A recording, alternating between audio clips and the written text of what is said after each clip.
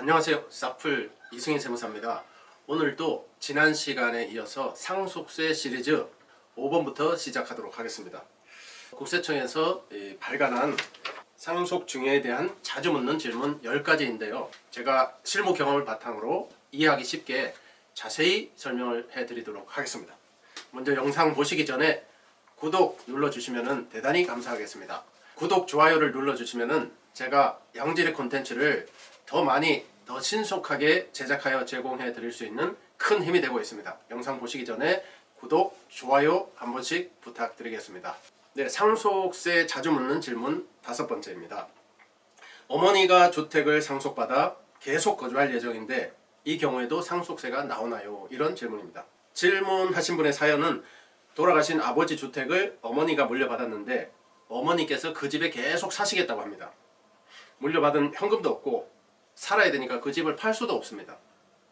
이런 경우에도 상속세가 나오면 참 골치 아픈데요. 사연자의 궁금증을 해소해 드리도록 하겠습니다. 상속세는 기본적으로 배우자가 상속을 받으면 최대 30억까지 상속세가 나오지 않습니다. 상속세는 제가 증여세의 정산이라고 했는데요. 과거 10년치 증여한 내역을 상속 때 모두 합산해서 정산을 합니다.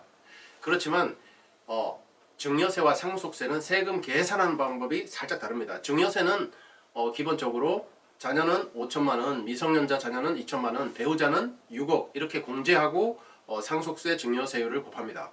상속세 증여세율은 세율표를 똑같은 걸 쓰거든요. 그렇기 때문에 세율이 똑같습니다. 그렇기 때문에 제가 상속세는 정산하는 증여세다 이렇게 말씀드리고 있는 것입니다. 상속세는 증여세의 정산인데 계산 방법이 똑같습니다. 똑같이 상속공제를 빼주고 상속증여세율을 곱하는 이원화 구조입니다. 단순한 구조인 거죠. 그렇지만 상속은 평생에 걸쳐서 일군 재산이기 때문에 공제가 증여보다는 훨씬 많습니다. 기본적으로 증여에서는 배우자 공제가 6억인데 상속에서는 무려 30억까지 공제를 해줍니다. 이렇게 배우자 공제가 엄청나게 큰 금액이기 때문에 상속을 배우자가 받으면 상속세는 일단 절세할 수 있다. 이렇게 이해하셔도 무방하겠습니다. 만약에 상속인 중 배우자가 있다면 누가 어떻게 상속을 받는지에 관계없이 최소 5억 원의 공제는 받을 수가 있습니다. 그러니까 배우자가 있으면은 배우자를 남겨놓고 상속이 되면은 배우자 공제는 최소한 5억 원 공제받을 수 있다. 이런 의미가 되겠습니다. 그리고 이제 나머지는 자녀 공제인데요.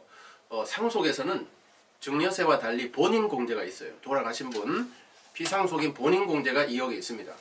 그리고 자녀 공제가 있는데 자녀 공제는 1인당 3천만 원입니다.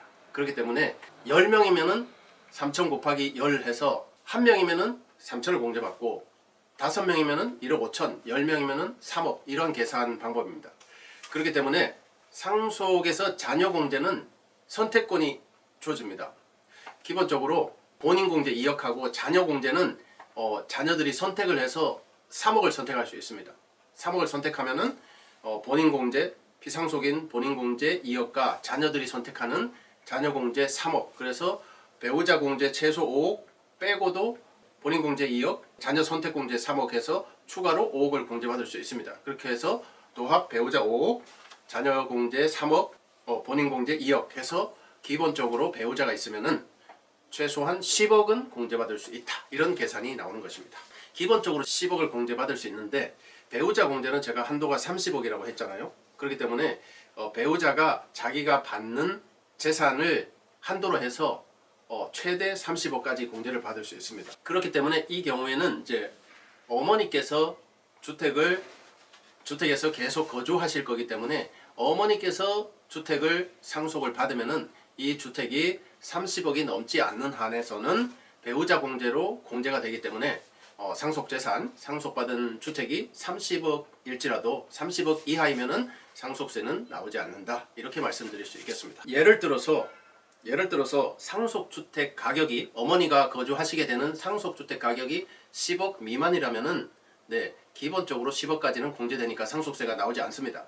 그렇지만 10억이 넘어 가령 12억이다. 이럴 때는 기본적으로 기본공제 10억을 빼도 2억이 남기 때문에 2억에 대해서 세율을 곱하면은 3천만 원의 상속세를 내셔야 됩니다. 그렇지만 이 12억의 주택을 배우자가 상속을 받으면은 배우자 상속 공제는 최대 30억까지이므로 공제로 다 차감이 되어서 상속세가 제로가 될 수 있다. 이런 의미가 되겠습니다. 자, 하지만 배우자 공제는 한도가 있습니다. 이 한도 계산을 안 하고 무작정 공제를 하시면은 나중에 추징이 될 수 있기 때문에 지금 말씀드리는 한도 규정 잘 들어두시기 바라겠습니다. 총 상속 재산 중 배우자 공제는 배우자의 법정 상속 지분, 총 재산에 대한 배우자의 법정 상속 지분을 한도로 해서 최대 30억까지 공제받을 수 있습니다. 배우자의 법정 상속 지분은 배우자의 몫이 민법에서는 1.5입니다. 150%인 거죠. 자녀가 한 명이 있으면은 1대 1.5. 그러니까 배우자 몫은 2.5분의 1.5가 되는 거죠.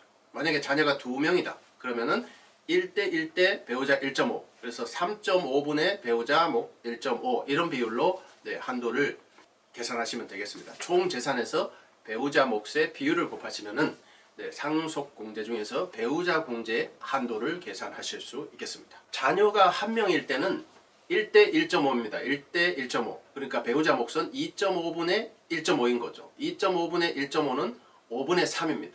5분의 3은 10분의 6이므로 60% 이렇게 계산할 수 있습니다. 자녀가 2명일 경우는 1대 1대 1.5입니다. 그렇기 때문에 3.5분의 1.5가 되는 거죠. 3.5분의 1.5는 7분의 3이 되겠습니다. 7분의 3. 7분의 3은 약 43%가 되겠습니다. 만약에 자녀가 3명이라면 1대 1대 1대 배우자 1.5. 그래서 4.5분의 1.5가 되는 거죠. 4.5분의 1.5는 9분의 3이 되겠습니다. 9분의 3은 약 33.333%가 되겠습니다. 이렇게 총 재산에서 배우자 몫의 비율을 곱하셔서 한도를 계산하신 다음에 그 한도까지 배우자가 가져가시면은 배우자 공제를 최대로 써먹을 수 있다. 이런 의미로 한도 말씀을 드렸습니다. 자, 내용이 살짝 어려울 수 있어서 예를 들어 보겠습니다. 아파트 가격이 15억 원입니다. 그 외에 상속재산은 없다고 가정하고 아파트 15억짜리를 가지고 예를 들어 보겠습니다. 자녀가 한 명인 경우를 가정해 보겠습니다. 그렇게 되면은 1대 1.5, 배우자 몫은 2.5분의 1.5입니다. 2.5분의 1.5는 5분의 3, 5분의 3은 10분의 6, 60%입니다. 그렇기 때문에 배우자 공제 한도는 15억 전부를 배우자가 가져가더라도 배우자 공제 한도는 15억 곱하기 60%, 9억이 나옵니다. 9억. 그래서 15억, 이 주택 15억짜리를 배우자가 다 상속을 받더라도 한도는 9억이기 때문에 배우자 공제는 9억만 받을 수 있습니다. 이 경우는 초과하는 6억에 대해서는 상속세가 나올 수도 있다. 이런 의미로 이해하시면 되겠습니다.